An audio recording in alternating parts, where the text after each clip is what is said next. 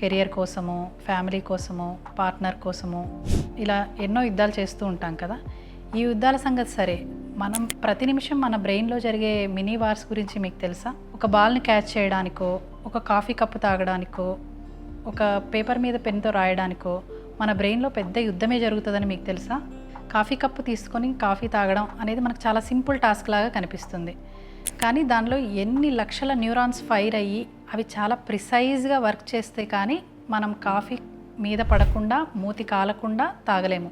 మన హ్యాండ్ని తీసుకొని కాఫీ కప్ వరకు వెళ్ళాలి, తర్వాత దాన్ని పట్టుకొని దాన్ని సెన్స్ చేయాలి, అది ఎంత వెయిట్ ఉందో బ్రెయిన్ ఎస్టిమేట్ చేయాలి, మన మోటార్ కార్టెక్స్కి, సెరిబెల్లంకి కోఆర్డినేషన్ కుదరాలి, తాగేటప్పుడు కూడా కరెక్ట్ ఫోర్స్ అప్లై చేసి దాన్ని సిప్ చేయాలి. అప్పుడే మనం కరెక్ట్గా కాఫీని తాగగలుగుతాము. ఇవన్నీ సింపుల్ విషయాలే కదా అని అనుకుంటాము.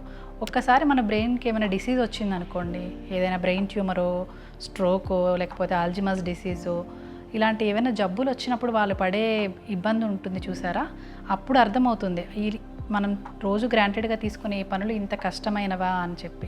జస్ట్ ఇమాజిన్ చేసుకోండి, దాన్ని మనం అబ్యూస్ చేసామనుకోండి, ఆల్కహాల్ తీసుకోవడం, డ్రగ్స్ తీసుకోవడం, ఇలాంటి వాటితో అబ్యూస్ చేస్తే ఆ బ్రెయిన్కి ఇంకెంత కష్టం పెరిగిపోతుంది ఇలాంటి పనులు చేయడానికి.